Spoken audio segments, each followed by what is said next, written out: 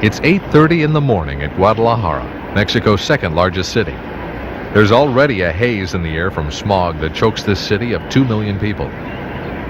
FCP train number 1, known as the Train of the Pacific, slowly pulls out of Guadalajara's modern station. A General Electric C30-7 is on the point. The GEs are the most common power found on FCP's passenger trains. Traversing the entire length of the railroad, the journey of 1,100 miles will be completed in 27.5 hours. If all goes well, the train will arrive in Nogales at noon tomorrow. That's an average of 40 miles per hour and is realistic if no delays are encountered.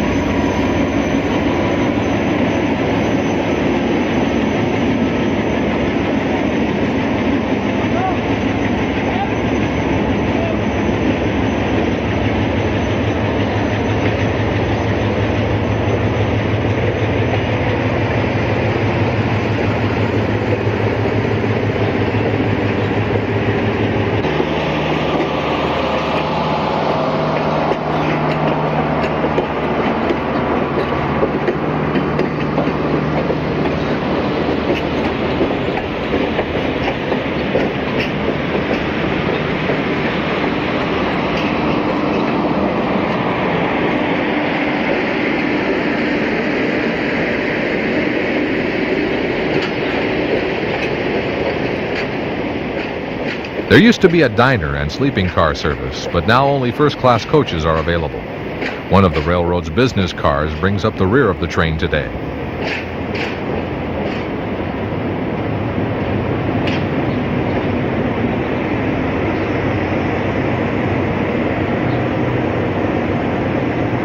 Following right behind Train 1, an Alco RSD-12 pulls a cut of passenger cars to the coach yards.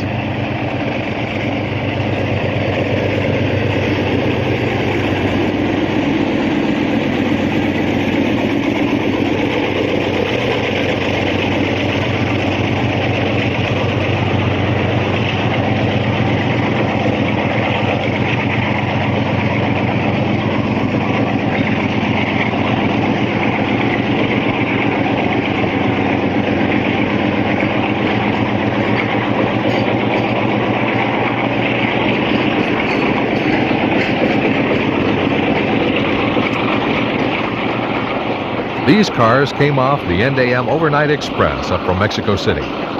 Known as El Tapatio, this is Mexico's finest passenger train and is used by business people to travel between the two cities. There's a club car, a diner, and 6 sleepers in addition to several first-class coaches. Reservations are mandatory for this popular train. Many of the cars on this train once belonged to railroads such as the New York Central, Union Pacific, and the Rock Island. Passenger cars from just about every major U.S. railroad can be found in Mexico.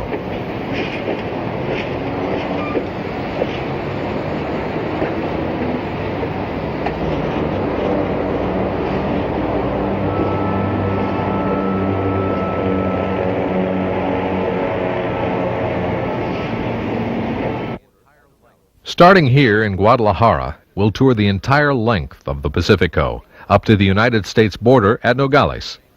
Looking at our map, one can clearly see where the railroad's name comes from, as the line follows the Pacific coast all the way north. However, there are very few places where one can actually see the ocean from the railroad, as the tracks are generally several to many miles inland. We'll refer to our map often to identify locations.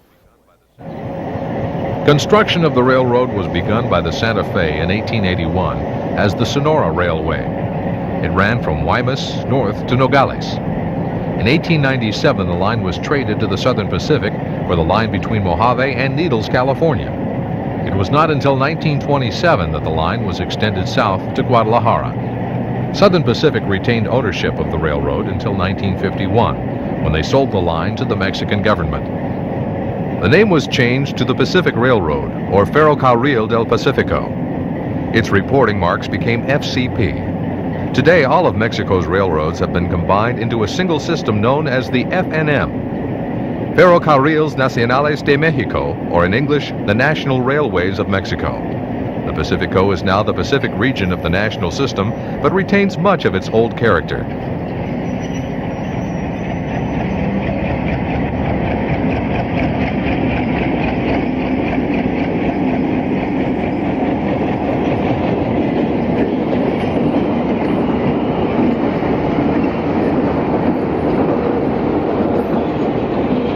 We're set up at the busy yard in Guadalajara, where there's always action to be found.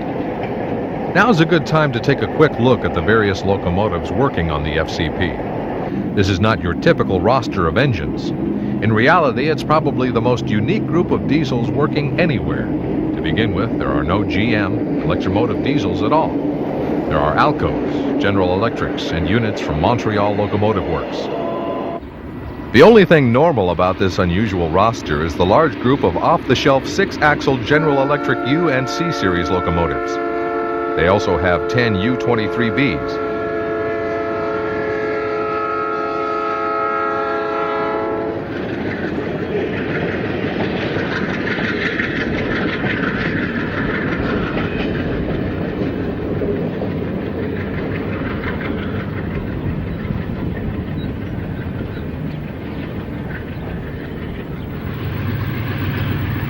In addition to these GEs, there are the new Super 7 engines built from kits in Mexico.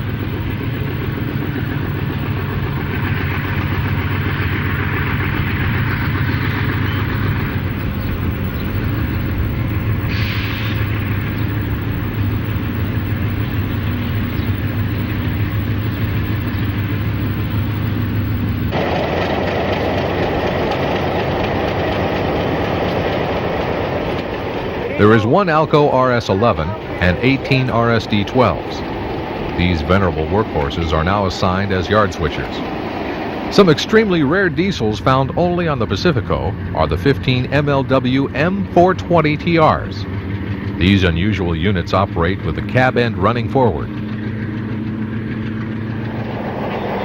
The railroad has 25 rebuilt RSD-5s that fall into two separate types.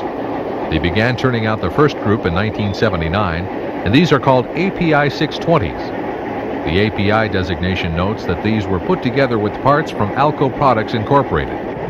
This included a new 251 prime mover, electrical apparatus, and air brake system. The number 620 refers to the locomotive being a 6-axle 2,000 horsepower unit. After Alco went out of business, the rebuilds were called BX 620. BX indicates that parts were supplied by Bombardier. The two different rebuilds look similar but have different side vents and exhaust stacks. The API also has a blower duct running along the frame.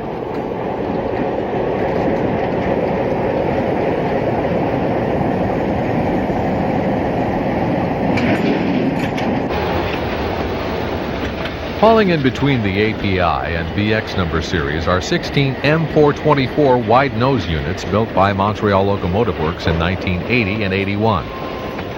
In the 600 series, there are 9 Alco C628s and 14 MLW M636s. In the past, the roster concluded with the fleet of Alco S6 switchers in the 700 series.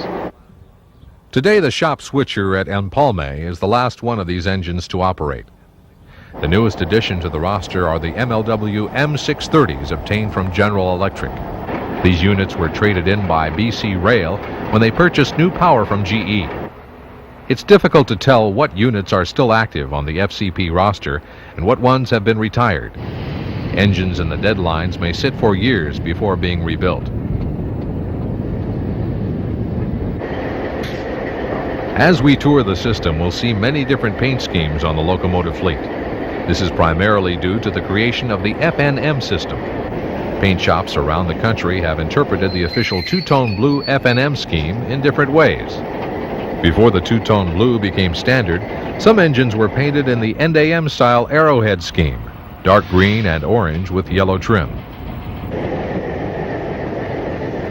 FCP blue with yellow trim is still seen along with the newer SP-style gray with scarlet trim. Then there's the two variations of BC rail paint on the M630s from Canada that liven things up even more. The engine facility at Guadalajara services units in from the north. They are quickly turned around for a return trip back up the line. Sand is added to a B-23, which is on loan to the Pacific region. The Guadalajara train order office is located just 3 kilometers from the end of the line at the north entrance to the yard. A hogger walks over to the waiting engines.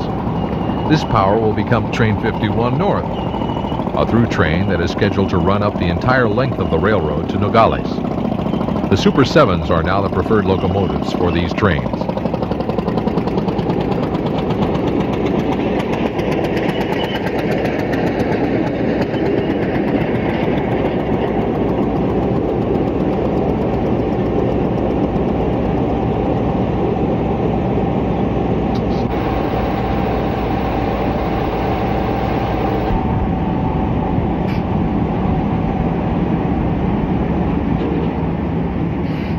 The cars are waiting in the yard, and the power backs up to go retrieve them.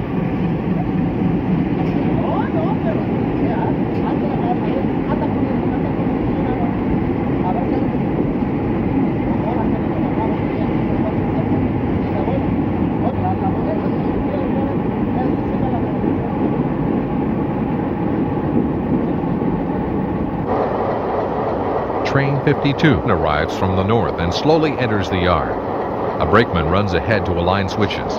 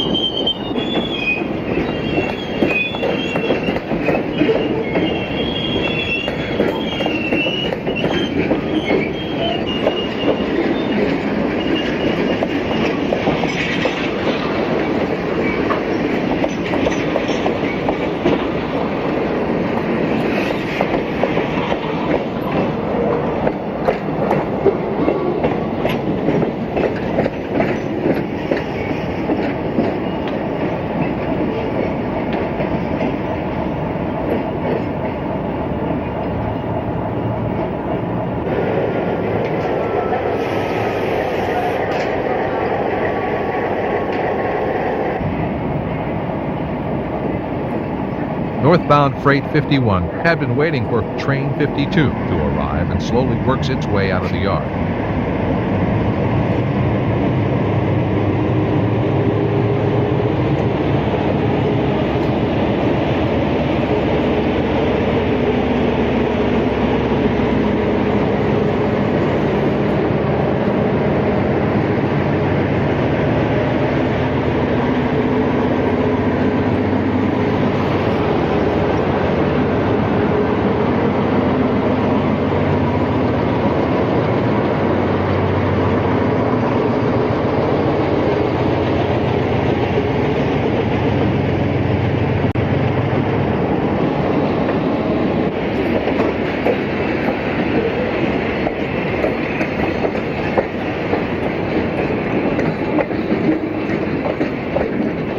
We'll take a cue from the freight and start our northbound tour of the system.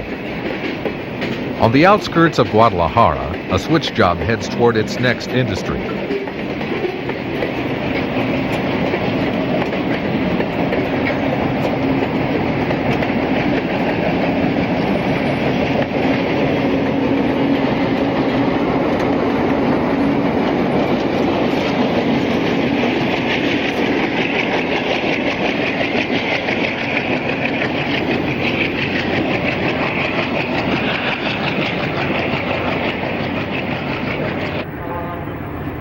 Later, second-class passenger train number 3 heads out of town with a Super 7 on the point.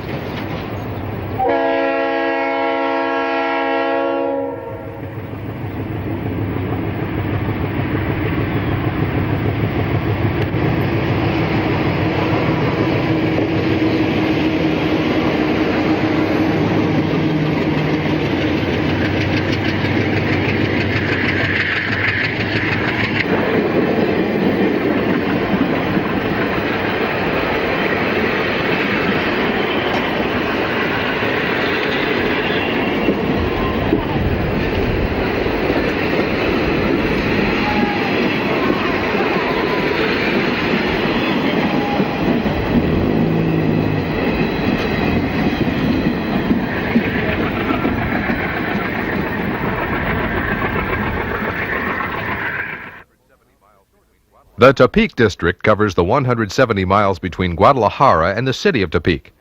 This is the shortest mainline district on the railroad and is the most mountainous. 31 miles up the line is a junction where a branch line diverges off the main. This is Orandine Junction. The branch runs 32 miles out to a town called Ameca. Inside, the operator lowers his train order semaphore.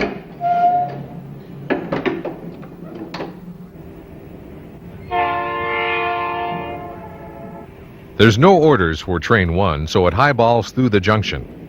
The express train is not scheduled to stop here.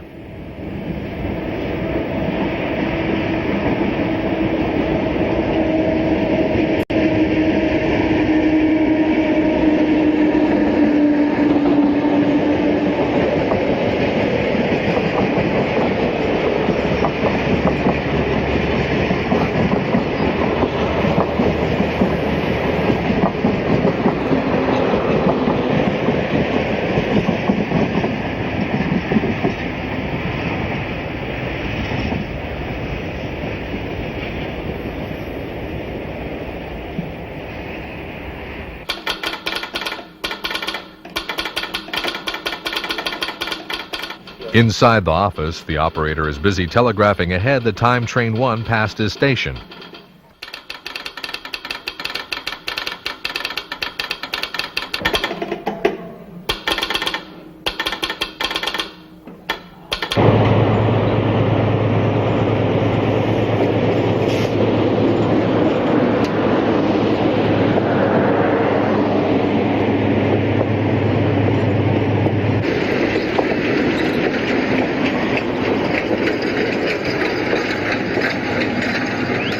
Three times a week, mixed train number 27 operates out the branch to Ameca. A second-class coach is placed on the rear of the local freight.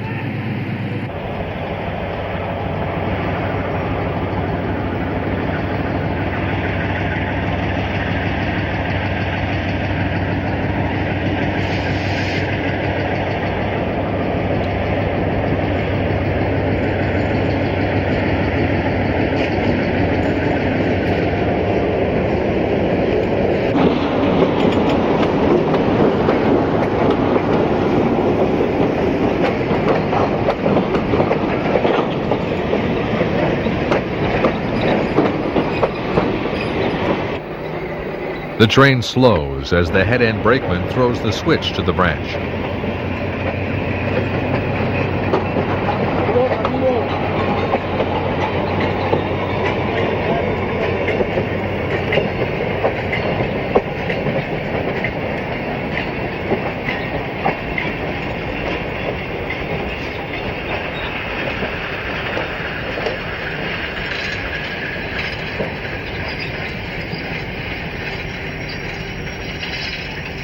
The rear-end brakeman realigns the switch, and the train heads out the branch line. In another era, this classic scene was played out daily on branch lines across America.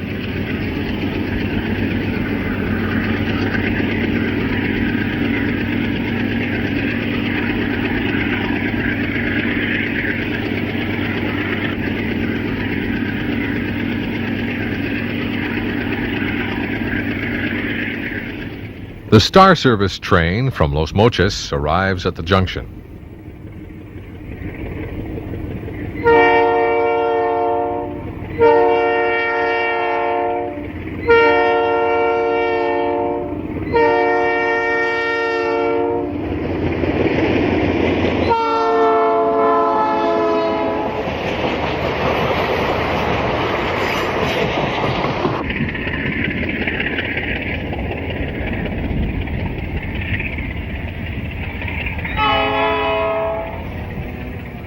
Known as the El Sinaloense, this express train has now been discontinued. A short time later, Train 3 arrives. This train stops at most stations along the route.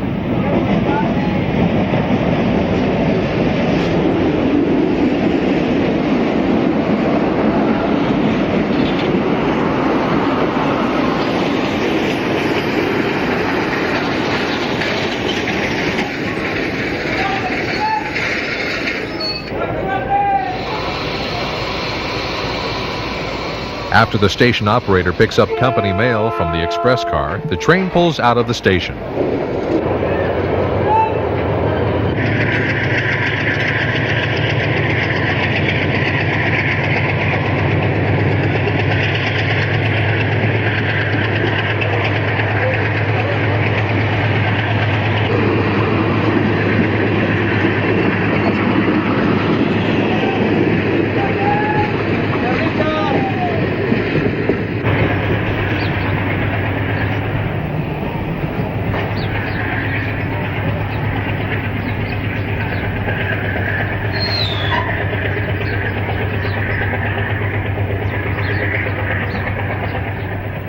On another day, we're 22 miles up the line at the town of Tequila. All around the countryside, the agave plants are grown. It's from the juice of these plants that tequila is produced. In order for any product to be called tequila, it must come from this area. A Star Service train from Los Mochis approaches Tequila, and the station operator has orders for the train. Watch carefully as the operator hoops up 2 sets of orders and hands off a 3rd set to the rear end.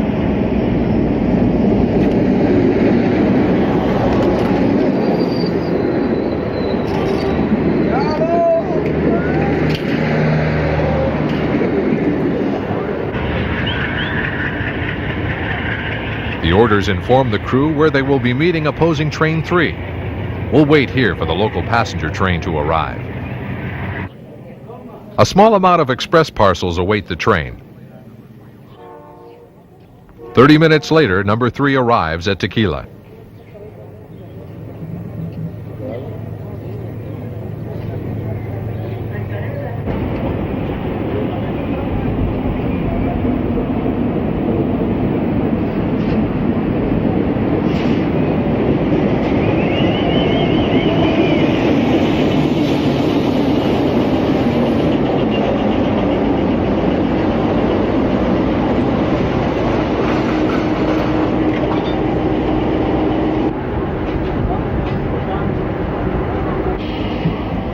The 3 up on the number boards carries over a practice from the days of SP ownership. Pacifico employees are proud of their heritage and seem to enjoy doing things the old-fashioned way.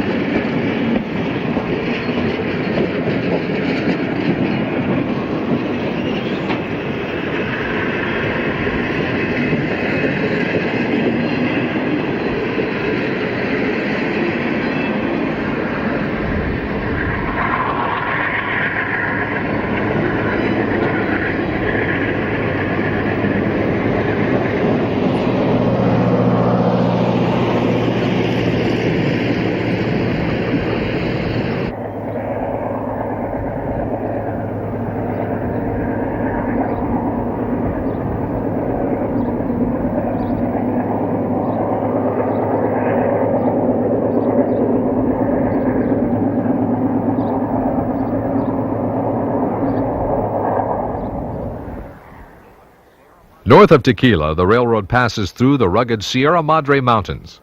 This area is known as the Barrancas.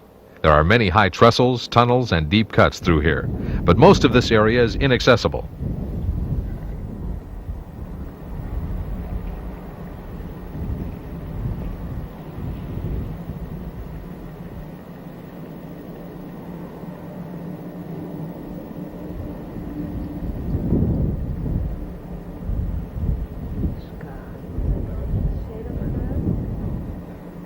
A new toll road has been built through the mountains, and it permits us to get into a previously isolated section of the railroad.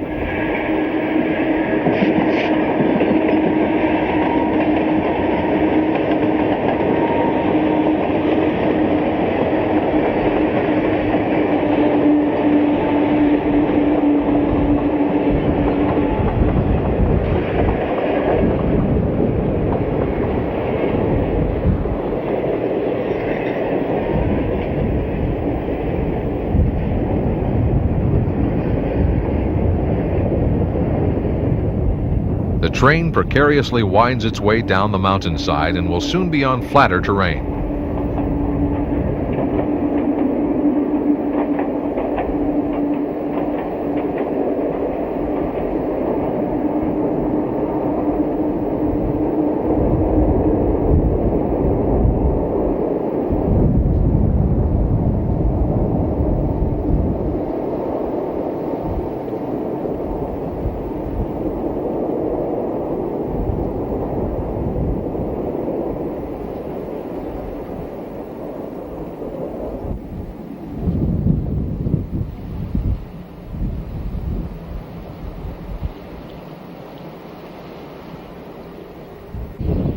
The impressive station at Aguacatlan seems out of place for this small community.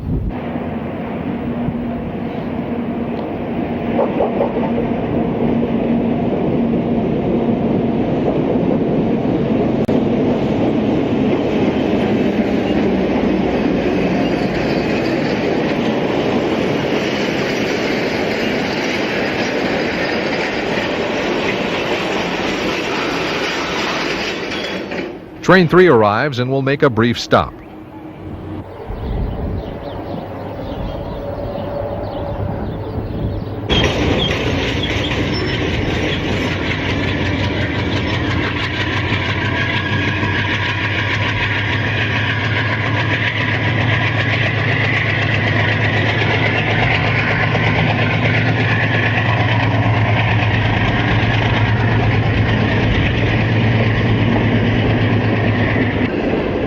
Quickly underway again, the train heads north for points further up the line.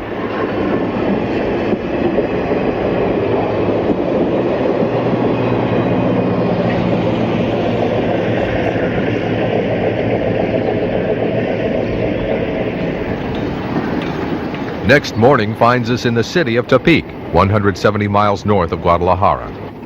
The old stone station is a real classic. Section crews and trainmen gather as the day's work is about to begin. Tepic is a good-sized city, and the railroad has a yard here to service local industry.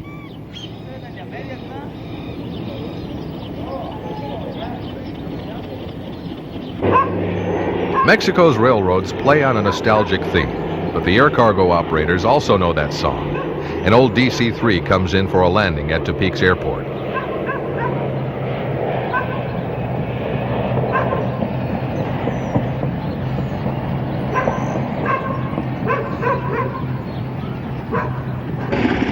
API 620, number 547, the class unit of the API rebuilds, is underway and pulls up through the yard.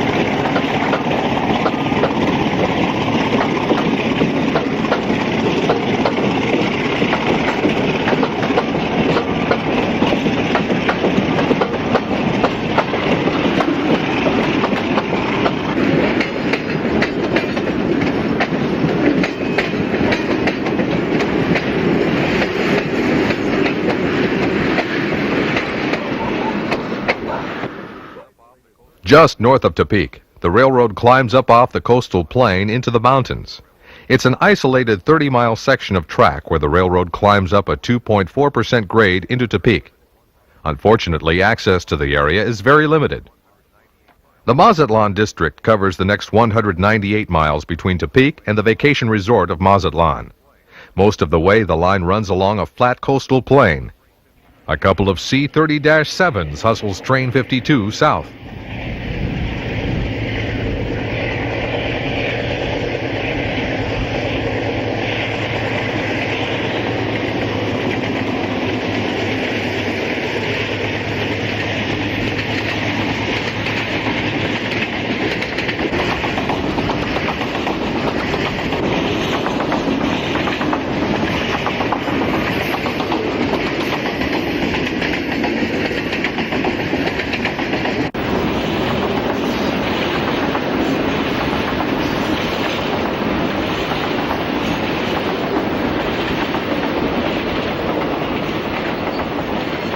Today's train is a long one by Mexican standards. It's a total of 65 cars.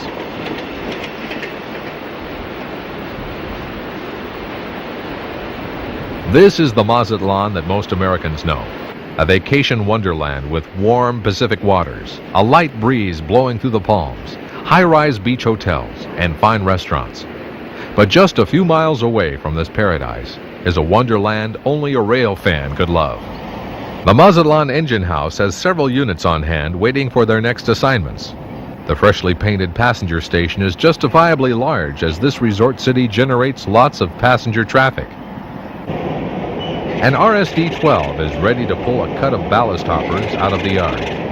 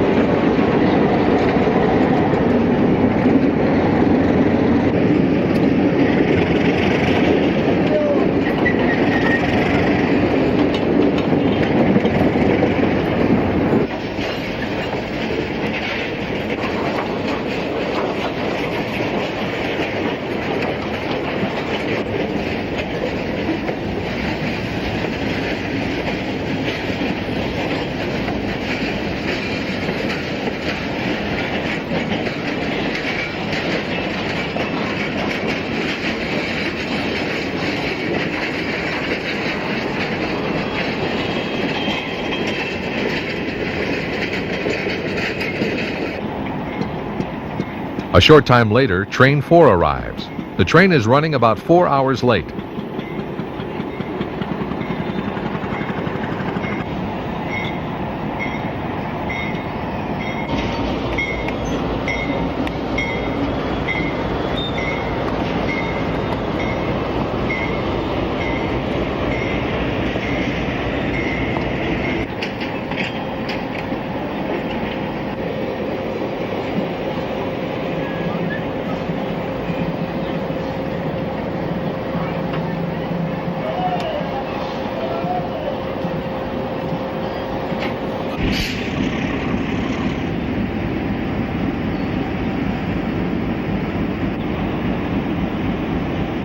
The unit's topped off with fuel for the climb up through the mountains south of here.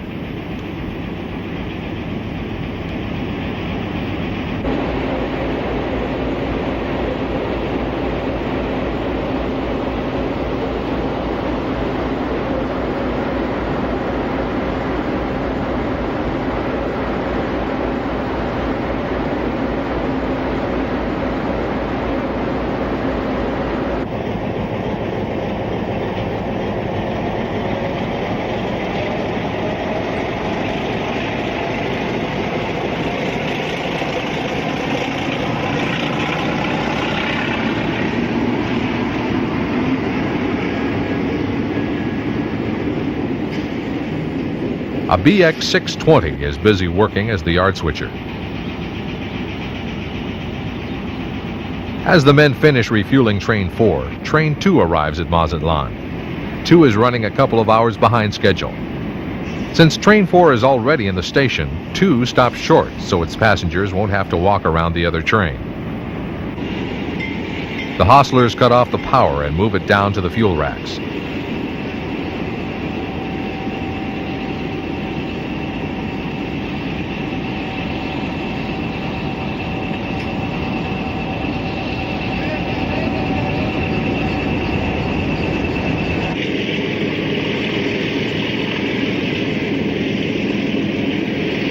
The BX toils on with the seemingly endless task of switching the yard.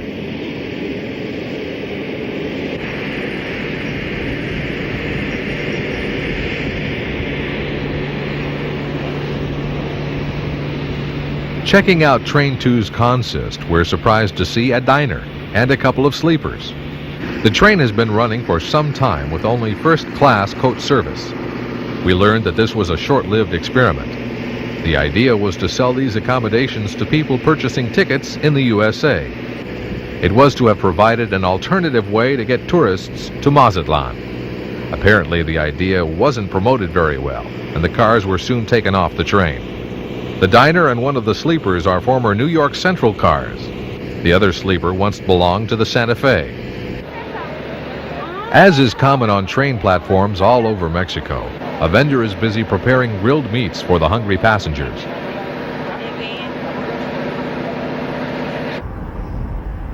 Since Train 2 is an express train, it's given permission to depart first. From the airport road overpass, we get an overhead shot of the train heading south.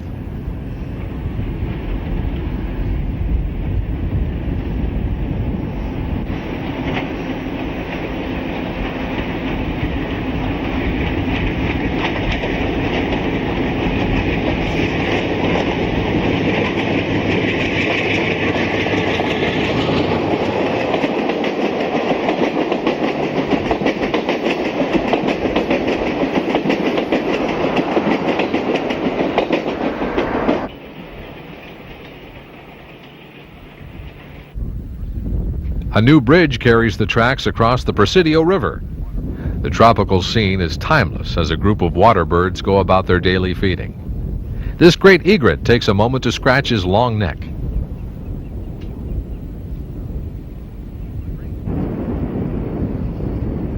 Train 4 follows Train 2 south and crosses over the bridge.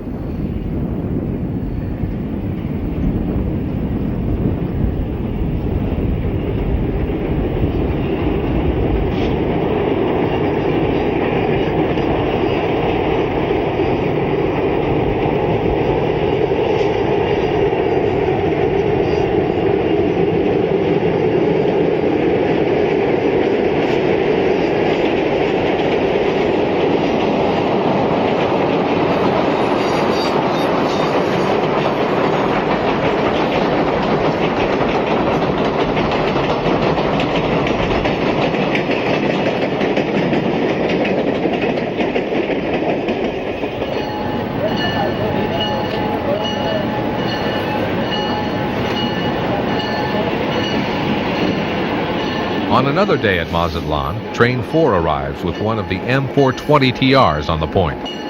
The train is running an incredible 12 hours late.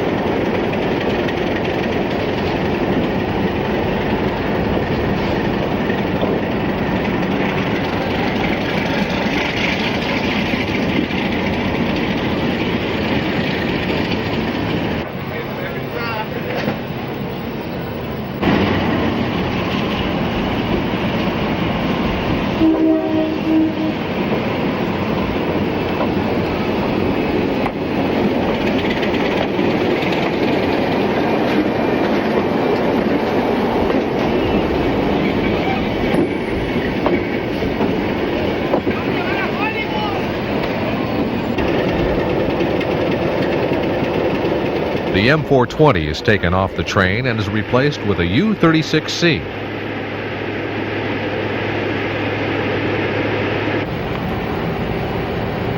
Since the train is now more than 12 hours behind schedule, its number has been replaced and will now run as an extra.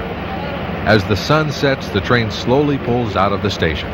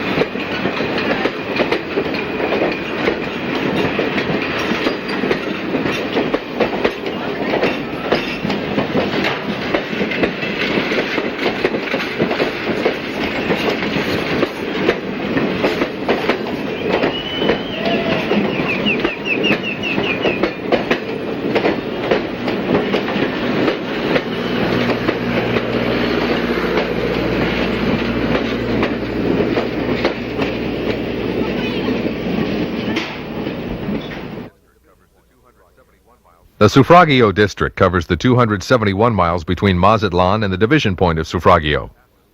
This is the longest district on the railroad and passes through the garden basket of Mexico. Fresh vegetables are shipped out of this area to the United States during winter months.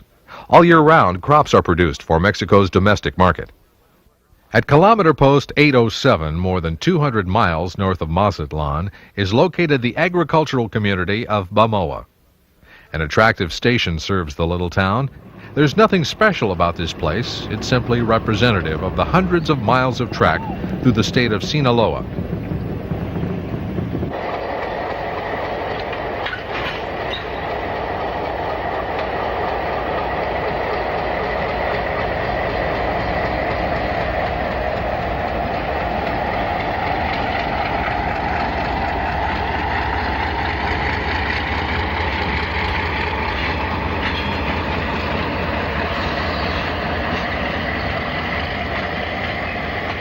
Local freight number 42 is busy switching the small yard.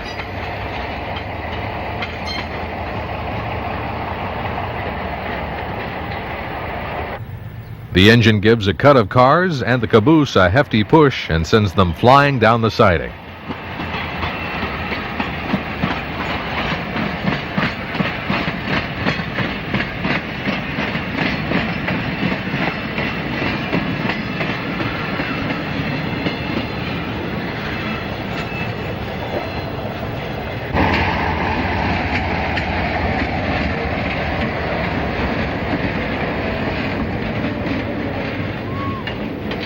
The M424 will run around the cars and complete its switching from the south end of the yard.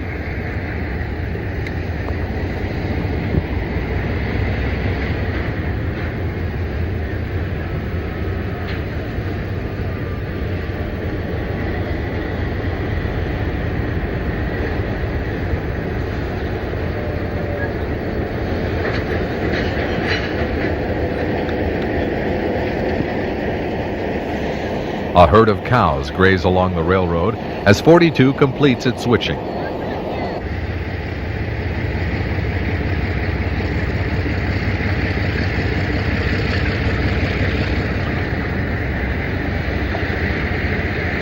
The vaquero, or cow tender, seems more interested in watching the locomotive than his herd.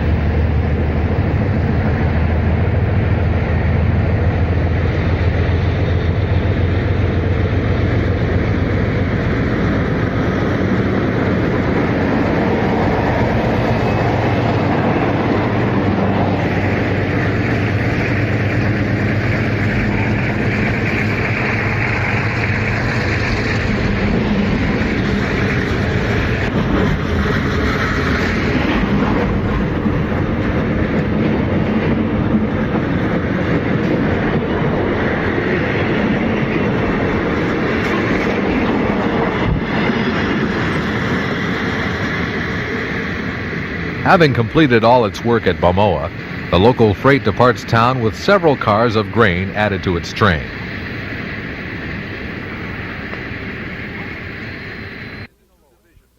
The Pacifico is divided into two divisions, the Sonoran to the north and the Sinaloan to the south.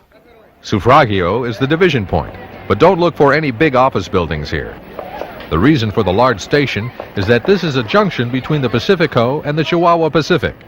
The vendors are busy preparing for the arrival of Train 3.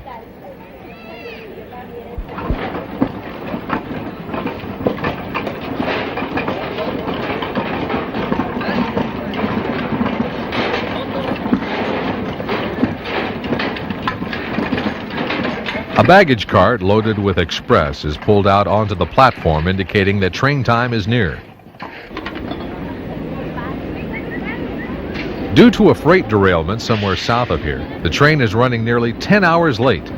We're certain that the passengers are glad to see the tardy train finally arrive after waiting all this time.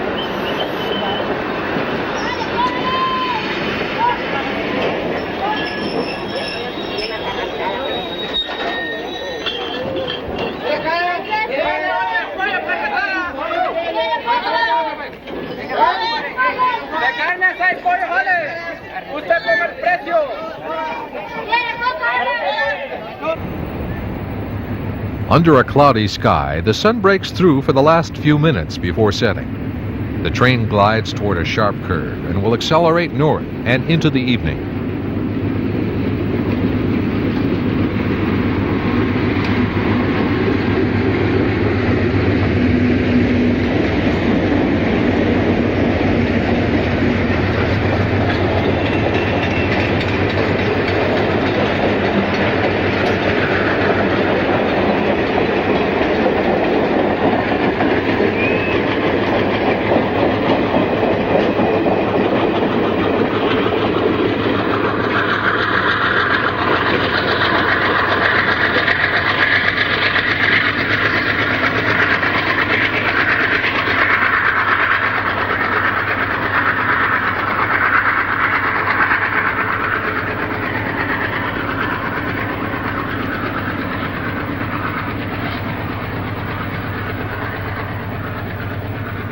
The Empalme district stretches north across 204 miles from Sufragio to the home of the railroad shops at Empalme, Sonora.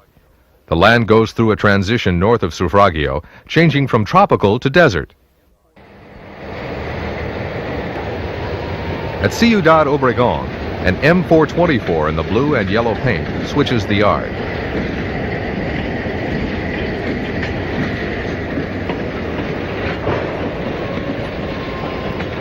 The unit is putting together local freight number 42, which will run from here down to Sufragio.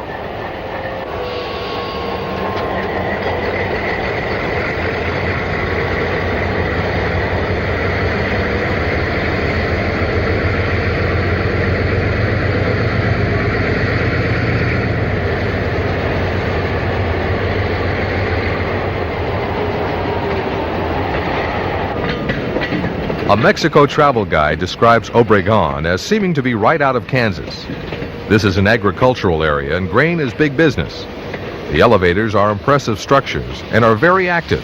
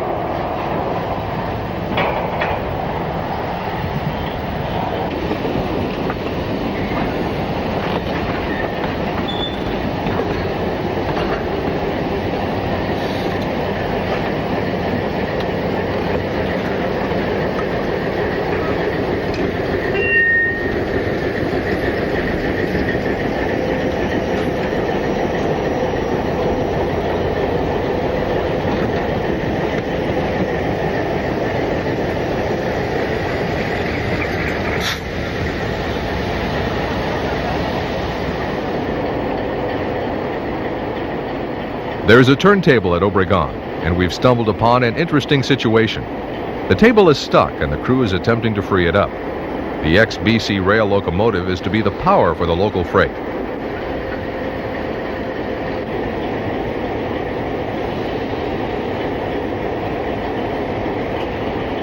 A timber is placed between the BX620 and the end of the rail. The rebuild has been dubbed a Super 5 by the Empalme shops.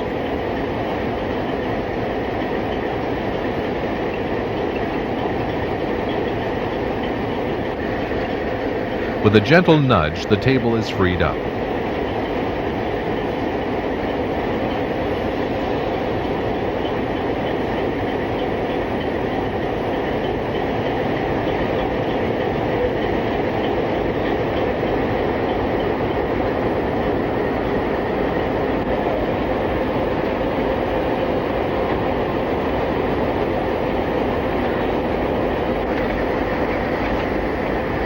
We apparently missed the turning of the engine, but the show's not over.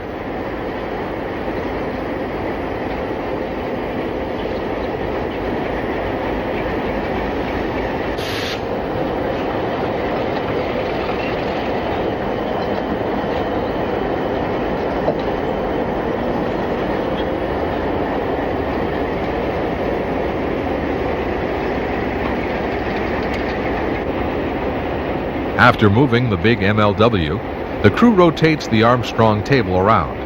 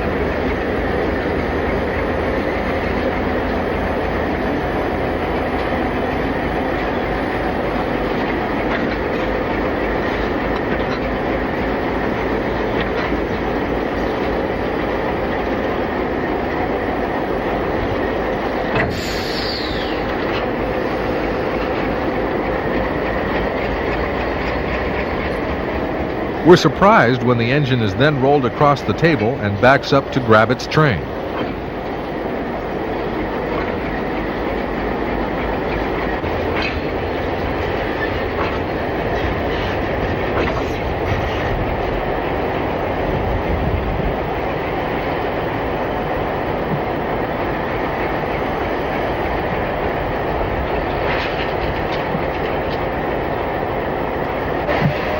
Wondering if the train would cross over the turntable, but that didn't happen.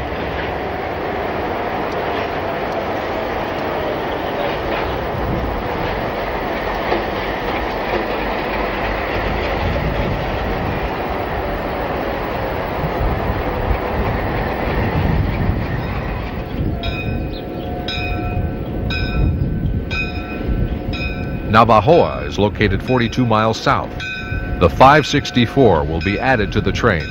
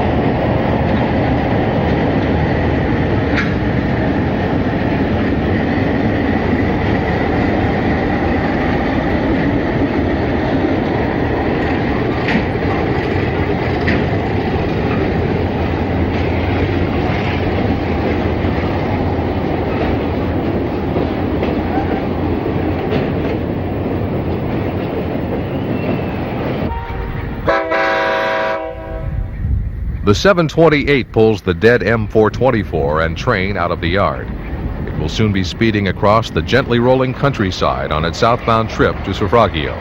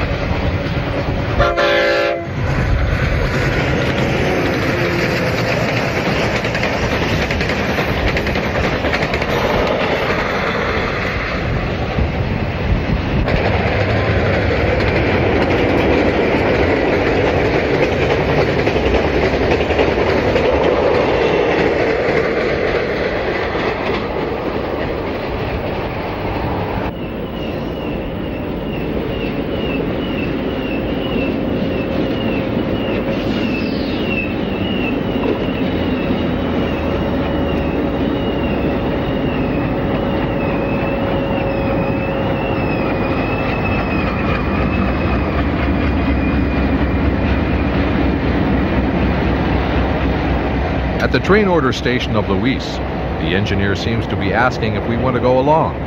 Unfortunately, we're headed the other direction and would have no way to get back.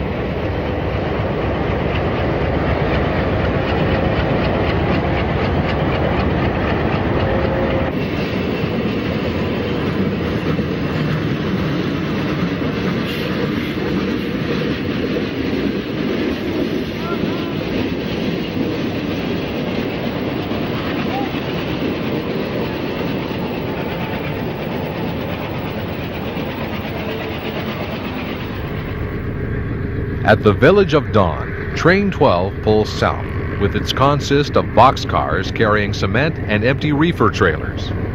The train is a scheduled run from Nogales to Culiacan and often runs as a solid block of pigs.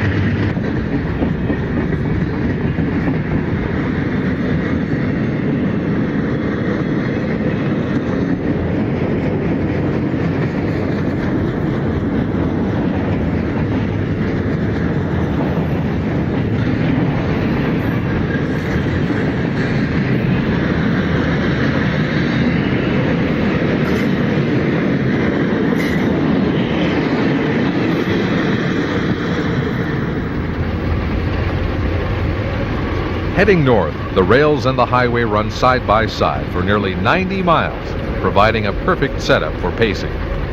Train 3 rolls along the nearly flat terrain.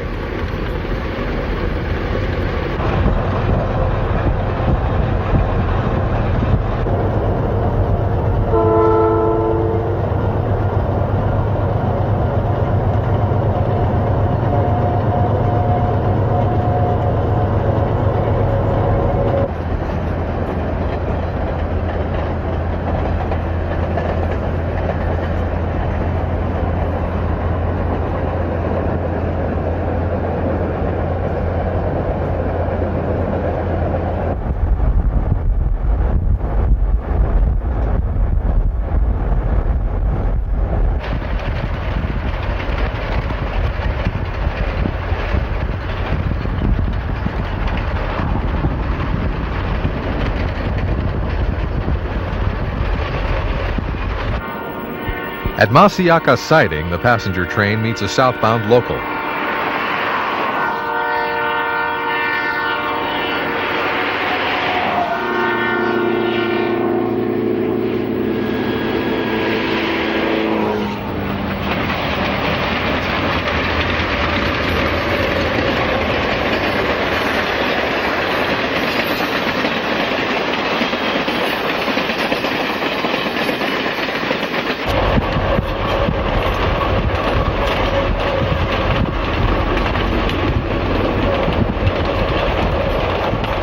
Train 3 continues its journey, eating away at the kilometers as it races north doing 45 miles per hour.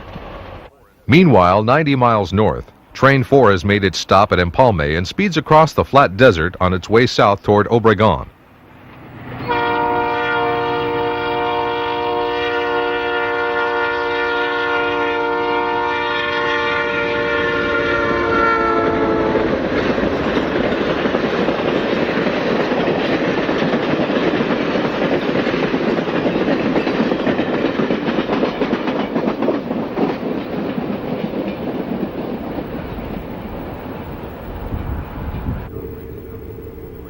Each district operates a couple of local freight trains within its area.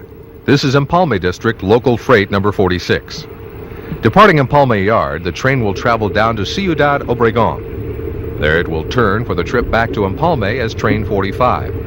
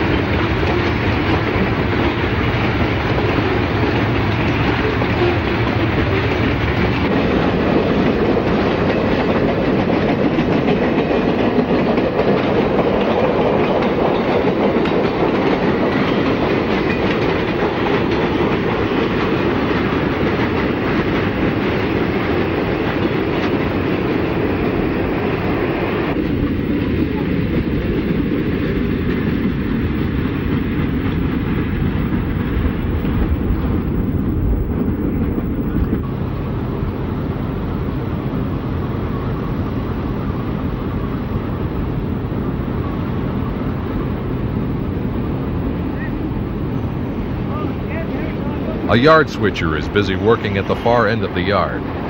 This is about all the work that the old RSD-12s are permitted to do.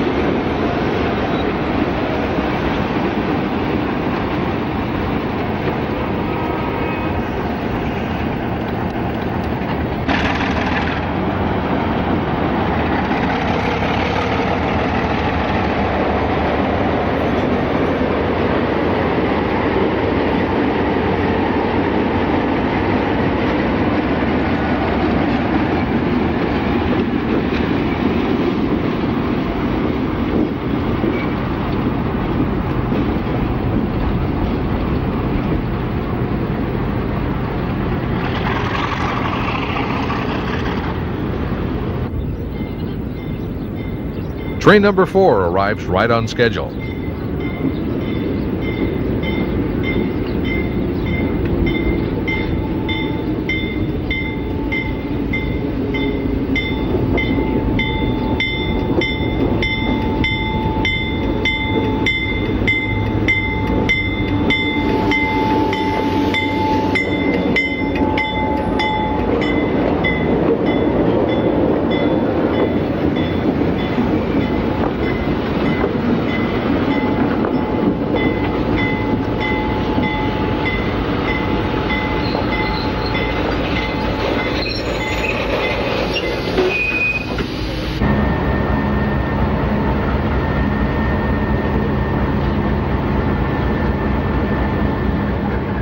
The M420TR is not powered up. The railroad uses the passenger trains to shuttle power around the system.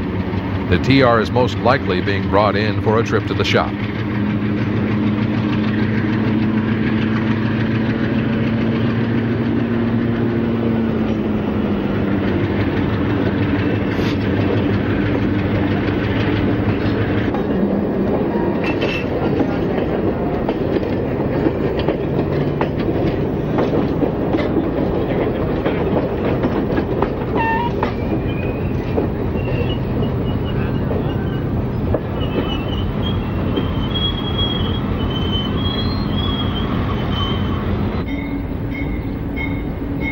Often trains 3 and 4 meet in Empalme. Today is one of those times.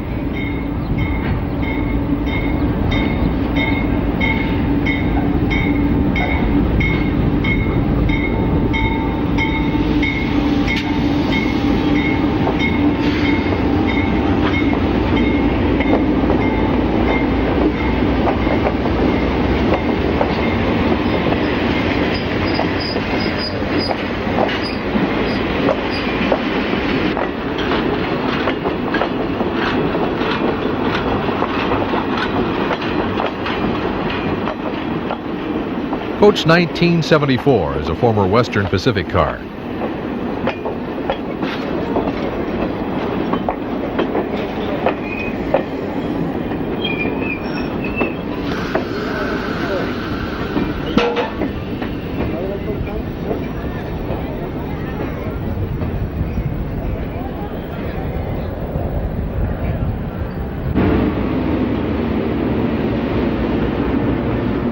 The TR has been set out and the GE backs up to couple to its train. Watch as the brakeman guides the engineer using hand signals.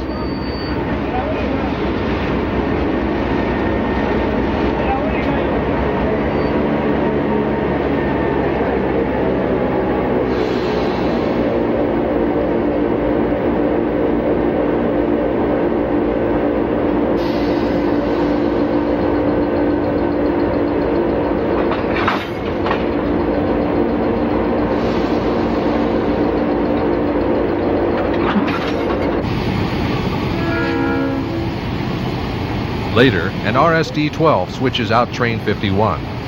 The C-30 is taken off the train as new power will take it north.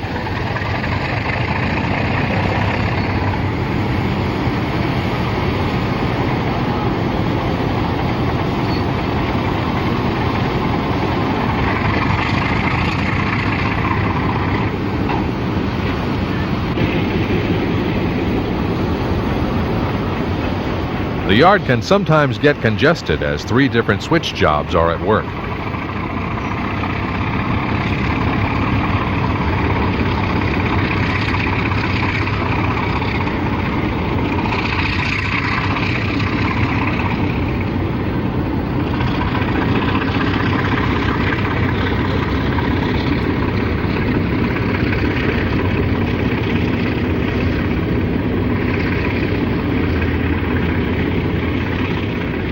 The GE is shoved out of the way and the fresh power proceeds to couple up to train 51.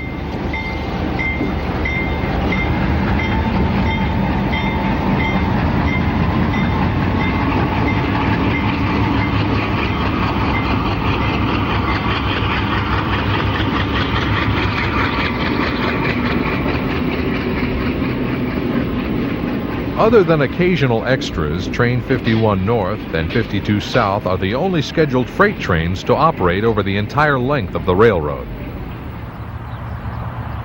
Moments later, the train is underway and will sweep around the big curve by the locomotive shops.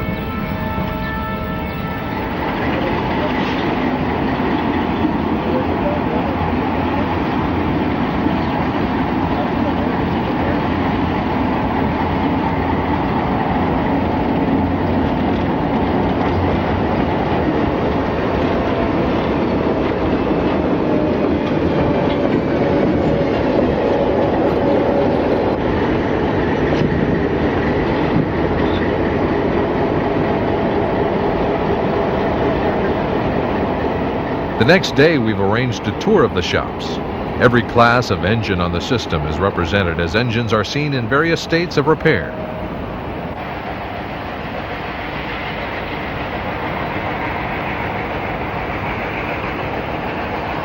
Running repairs are done outside under the canopy of the shop. Heavy repairs and rebuilding are done inside the shop.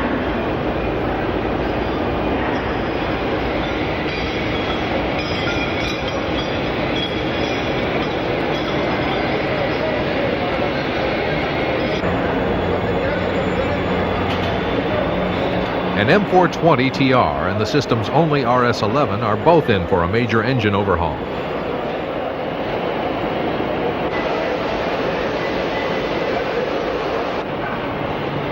The RS-11's prime mover is pretty well torn down. Everything from simple repairs to complete locomotive rebuilding is done by the Empalme shop.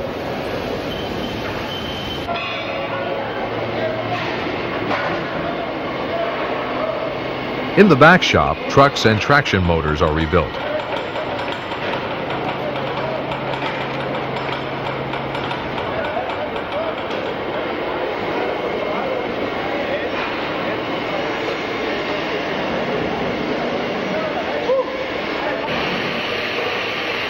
One of the Alco C628s has had a new pilot installed, and a worker is busy cutting holes in the steel plate for connectors.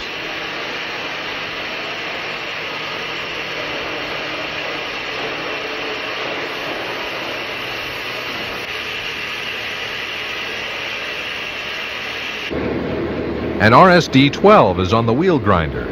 The machine reshapes the contour of the wheels, bringing them back into round. It will take several passes before the wheels are back in perfect shape.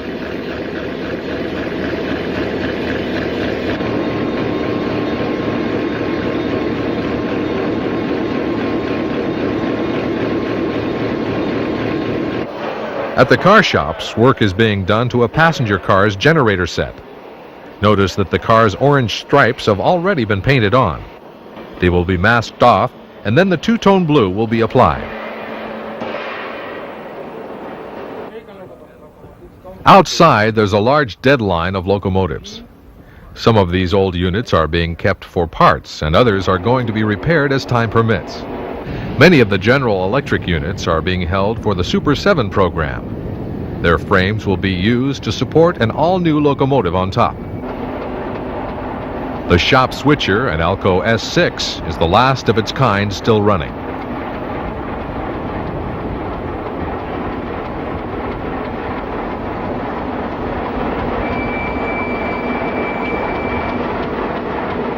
The unit has 2 locomotive hulks in tow as it pulls them out of the line. The 903 is a former Chihuahua Pacific Alco C628.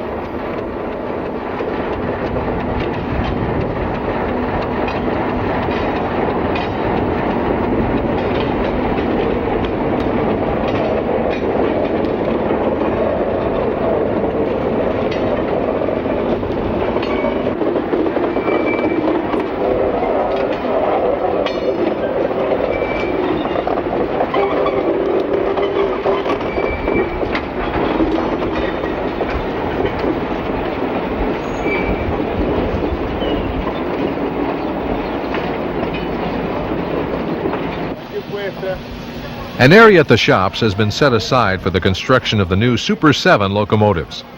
Parts are stockpiled around the lot and kept covered until needed. Crates shipped in from GE are stenciled with the Empalme address. The skilled shop forces assemble the units in what used to be a running repair shop. They've taken over the area and even do some of their work outdoors.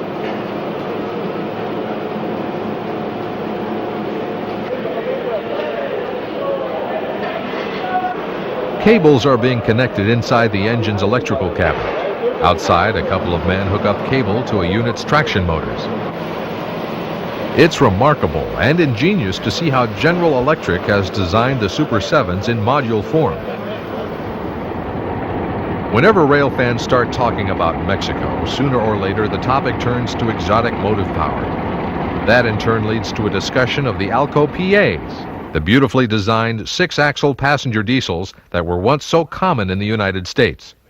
The last 4 of these units to remain in existence were shipped to Mexico in 1978. One by one, the units were wrecked, until only the 19 was left running. After a fire, it too was sidelined.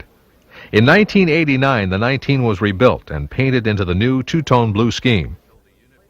All seemed well until the unit was snatched up by FNM officials and placed in the National Railroad Museum in the city of Puebla. It resides there today and remains in operating condition, completely intact. Back at Empalme, the employees were upset over the loss of their engine. Realizing the historical importance of the Alco PAs, the 17 was pulled from the deadline and quietly rebuilt into operating condition. As for the other 2 PAs, they remain in the Empalme deadline in very poor condition. The number 18 is in the best shape, and it looks like it could be rebuilt or at least cosmetically restored for display. Remaining in the D&H paint, G.W. Hockaday's name is still painted under the cab window. The number 16 is in very bad condition. Having been rolled in a wreck, the body is crushed and the top of the nose is bashed in. But the principal problem with these 2 hulks is that their trucks are either missing or beyond repair. But the big surprise now is that the 17 has been painted into a copy of Southern Pacific's famous daylight colors. The unit rolls out of the shops and will be turned on a Y-track.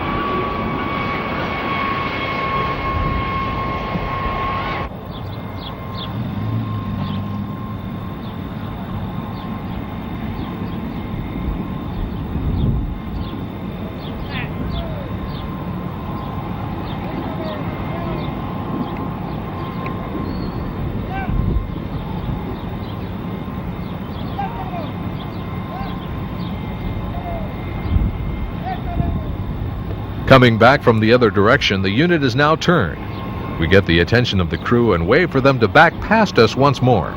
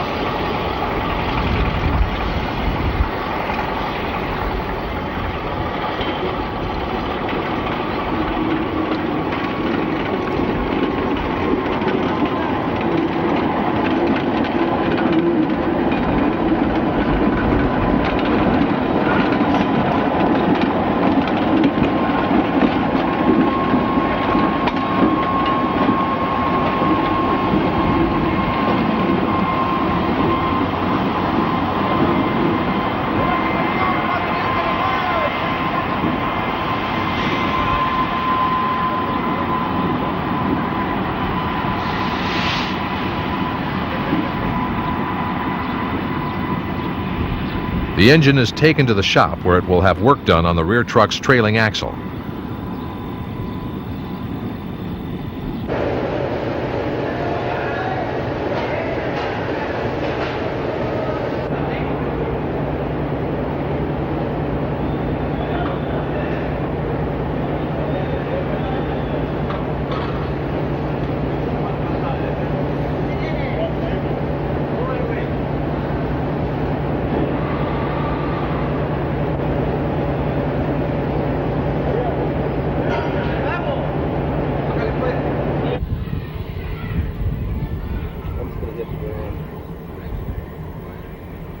The next day, we find the unit on train number 4 north of Hermosillo. It's making a flag stop at the tiny village of Queirobabi. The old water tank and the abandoned station remind us of that famous line from The Wizard of Oz. Toto, I have the feeling we're not in Kansas anymore. Indeed, looking at the daylight engine, we feel like we must be somewhere over the rainbow.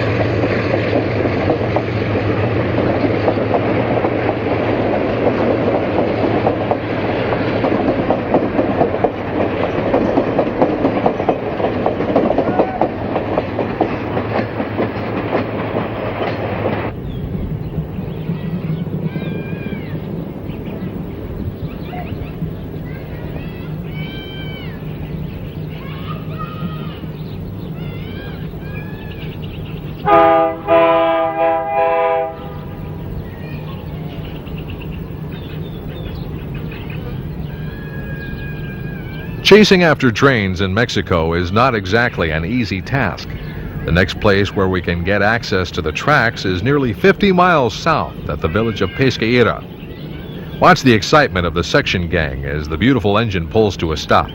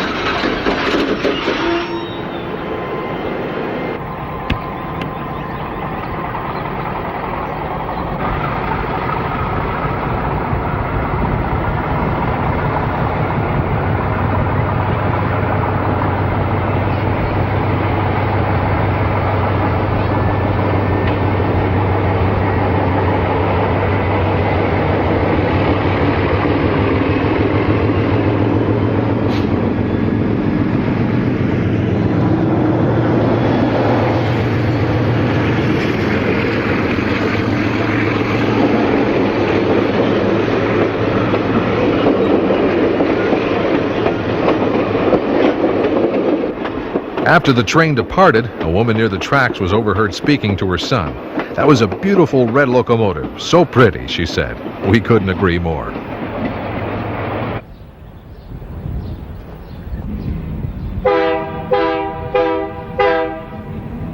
At Hermosillo, the PA arrives at the unusual-looking station.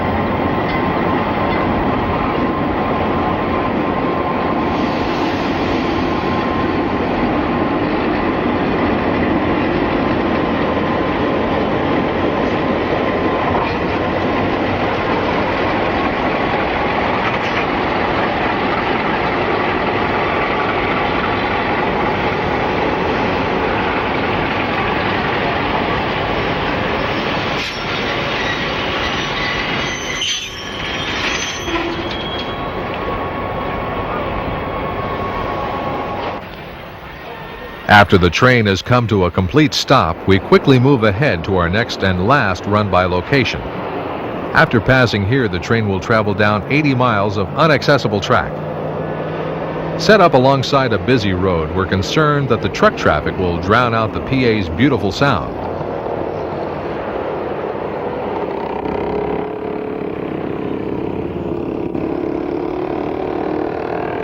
A slow order causes the train to creep across the Sonora River Bridge, but the engine will pull hard once it's cleared.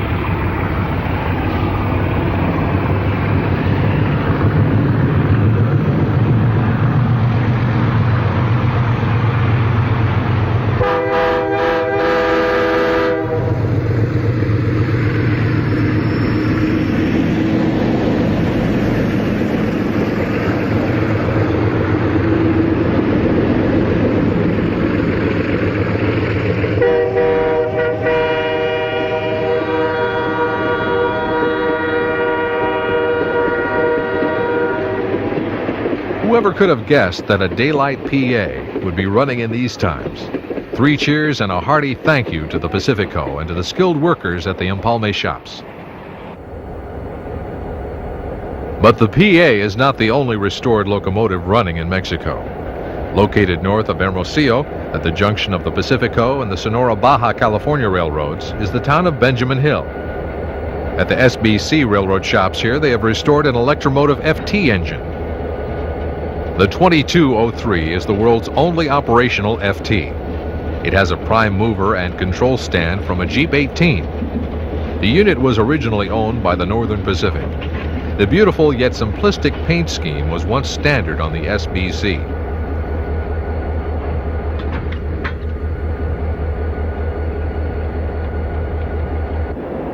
In addition to the A unit, a companion B unit is undergoing restoration and will also be powered. Steel plate has been installed for side panels. The old panels lay on the shop floor. The prime mover inside the B unit will be replaced with this 567 Model D. The power plant has already been rebuilt for the unit and awaits installation. The men at the shop are justly proud of their efforts in saving these 2 historic diesels. La Sonora, Baja California was a separate railroad until the recent FNM consolidation. The line is now, like the Pacifico, a part of the Pacific region of the FNM. This Jeep 35, one of two on the SBC roster, still sports the old paint scheme. The railroad runs from Benjamin Hill to the town of Mexicali on the California border. Other locomotives at the shops include other SBC EMDs and many of the former BC Rail M630s. Units are in both the two-tone green paint and the red, white, and blue. Both the Pacifico and the SBC are using the former BC Rail units. This section of the Pacifico is part of the Nogales district. It covers the final 259 miles from Empalme north to the United States border at Nogales. A branch line runs east from Nogales to the towns of Agua Prieta and Nacozare. This section of the railroad was covered in Pentrex's Best of 1988 tape when we went along on a private excursion hosted by Let's Travel Tours. Northbound passenger trains on the Pacifico split into two sections at Benjamin Hill. One section continues on to Nogales and the other travels over the SBC to Mexicali. Likewise, southbound trains combine at Benjamin Hill. Sometimes it seems like everything happens at once. Train 4 has just combined into one section and is departing Hill for points south. At the same time, Train 1 has arrived and will be splitting into two sections.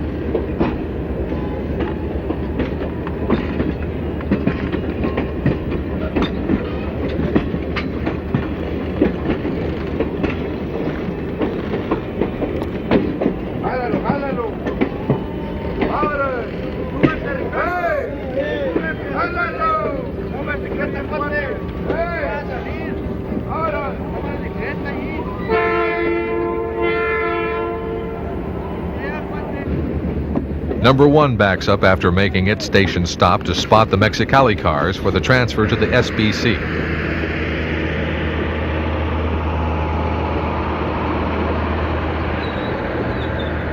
As soon as the cars are uncoupled, the Pacifico section will depart for the remainder of its 94-mile trip to Nogales. The SBC yard engine wastes no time in coming over to the Pacifico side to pick up the transfer.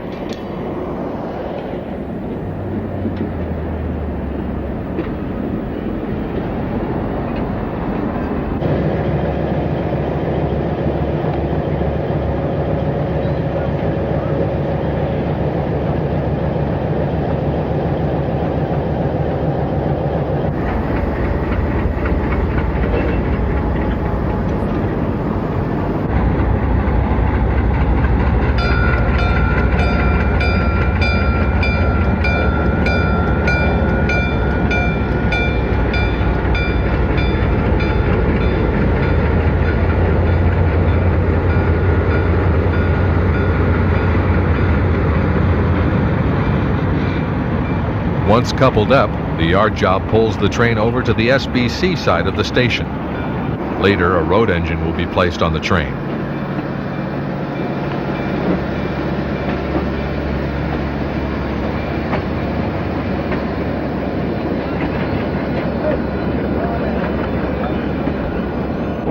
At the north end of the yard, a similar transfer is taking place with a boxcar off the local freight. Pacifico Local 41 shoves the hot car over to a transfer track.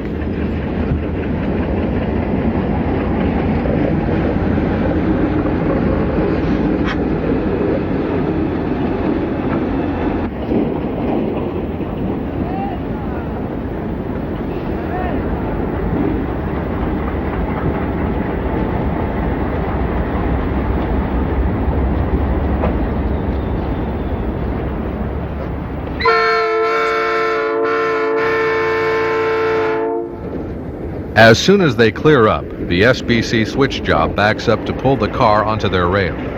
The car will be placed on SBC train number 11, which will follow the passenger train up the line to Mexicali.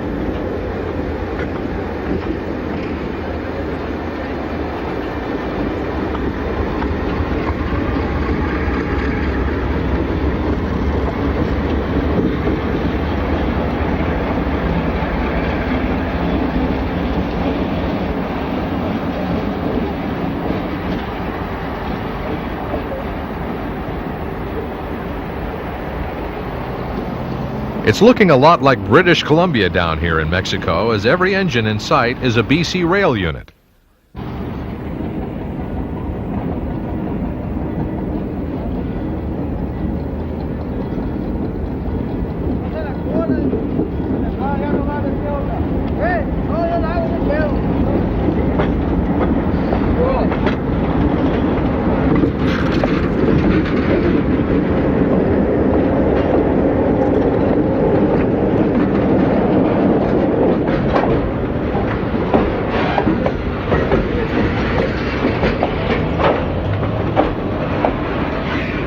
Train 41 departs for Nogales, while at the same time SBC train number 1 departs for Mexicali.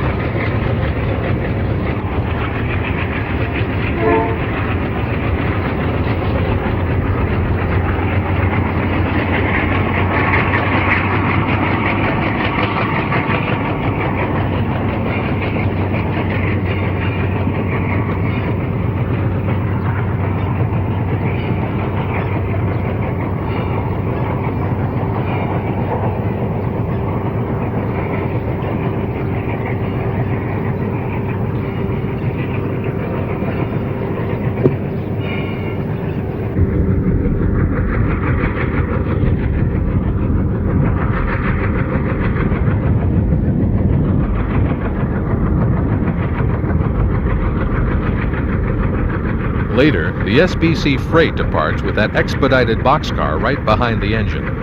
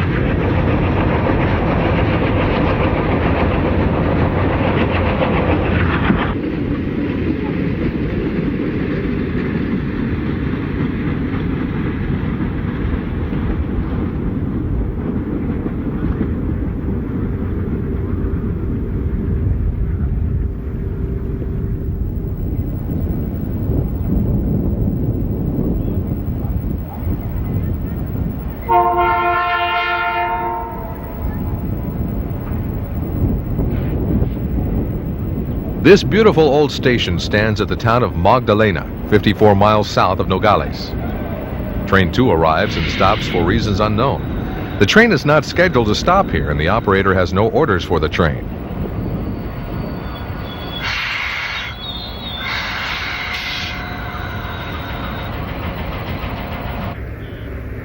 Next morning, we're set up at the top of a grade south of Nogales.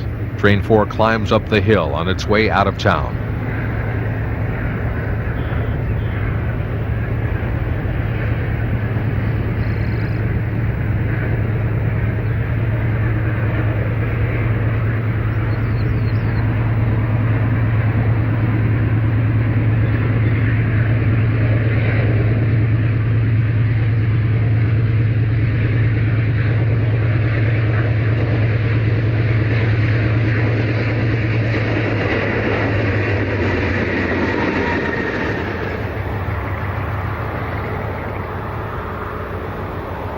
The first stop south of Nogales is Aguasarca. In beautiful morning light, the train heads south through a fertile river valley.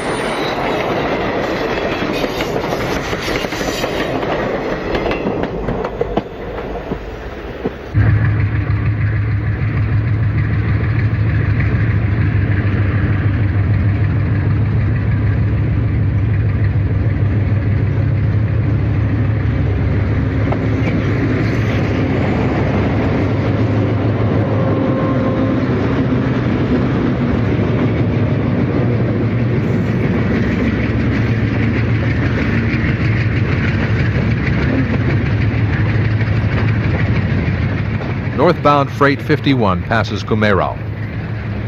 The freight carries autos from the Ford plant at Hermosillo, along with other traffic destined for the United States. Empty tank cars for hauling sulfuric acid bring up the rear of the train. After arriving in Nogales, these cars will be going out the Nacazari branch to the copper smelter.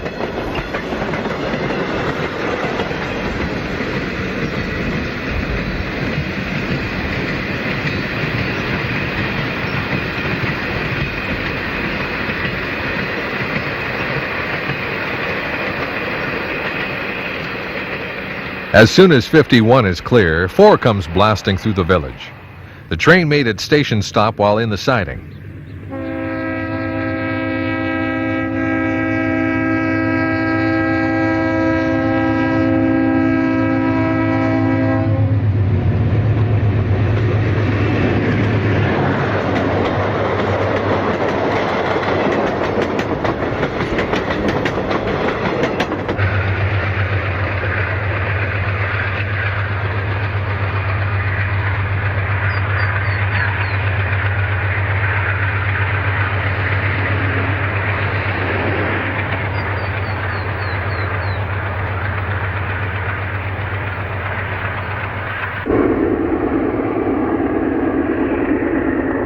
We follow train 51 north and watch as it runs past a herd of cows, scaring them into a panic across the field.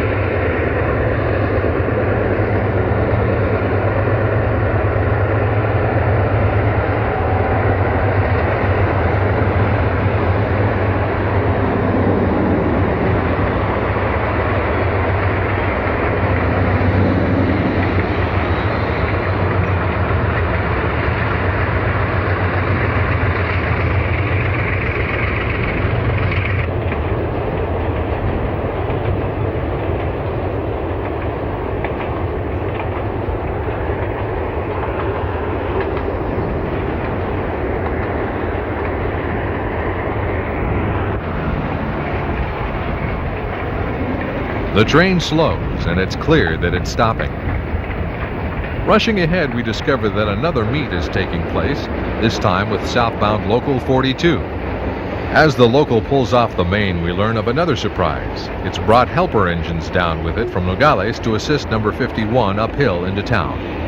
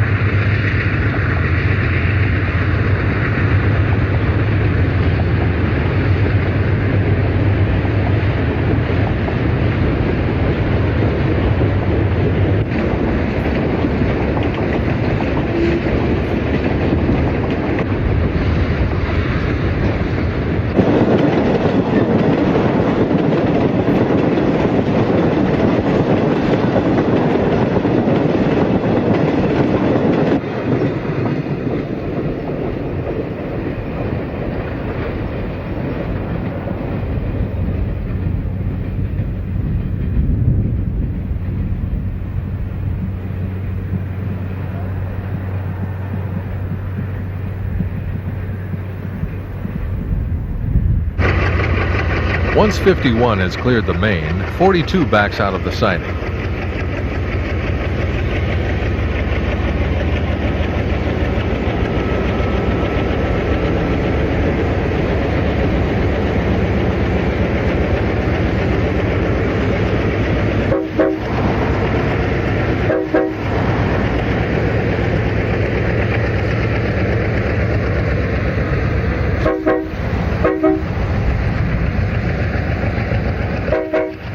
We've asked the crew if they would back up further than normal and give us a good run by. Without hesitation, they agree and back down around the curve. The engineer sets up a little air on the brakes and notches out the throttle to give us a smoky run by.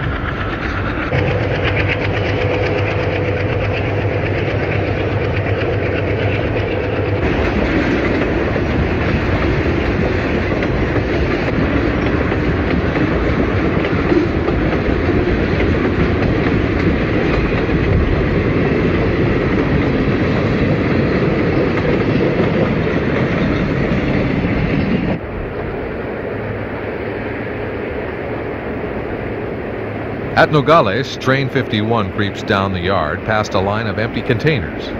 Most of the cars off 51 and the empty containers will be going across the border later today. The containers are used to bring in auto parts to the Ford plant in Hermosillo.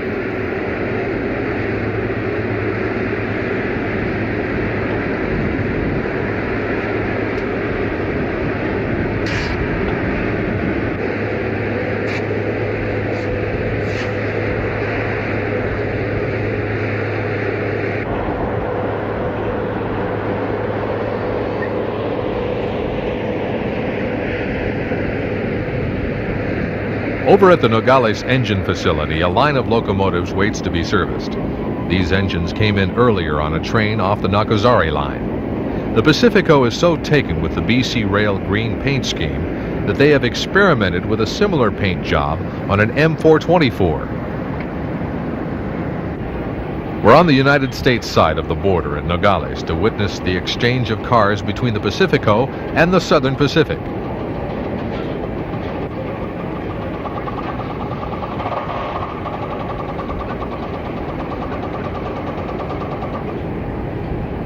The bills are exchanged with the Pacifico conductor.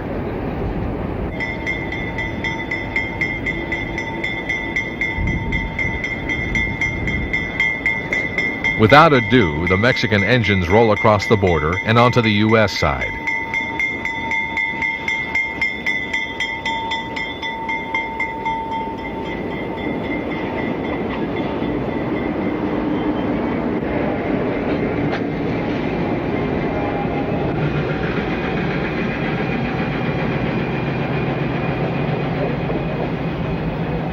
They pull down to the loaded containers of Ford parts and will pull them back across the border to Mexico.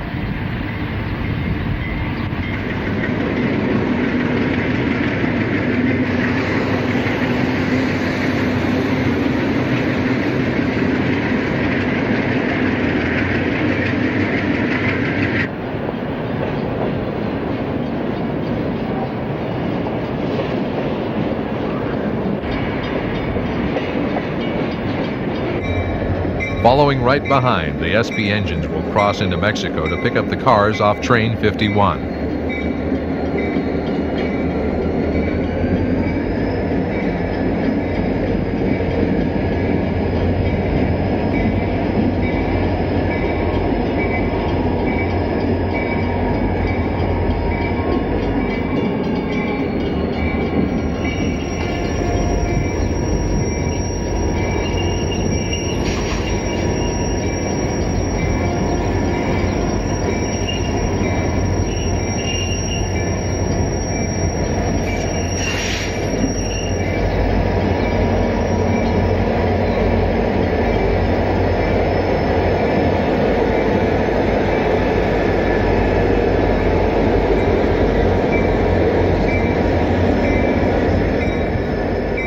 As the Southern Pacific units cross back into the U.S., this brings to a close our tour of Mexico's Pacific Railroad.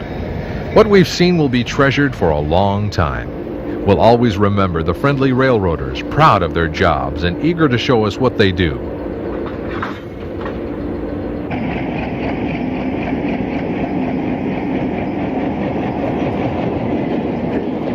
How could we ever forget the interesting motive power, smoking and chugging about?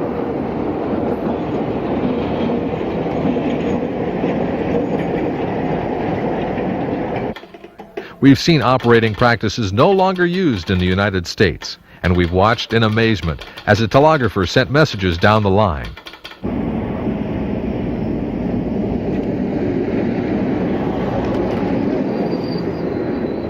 We were thrilled at the sight of seeing orders hooped up to a passing train. And most of all, we'll never forget that magic moment when the Daylight PA rolled out of the Empalme shops. Thank you, Pacifico, for some wonderful and lasting memories.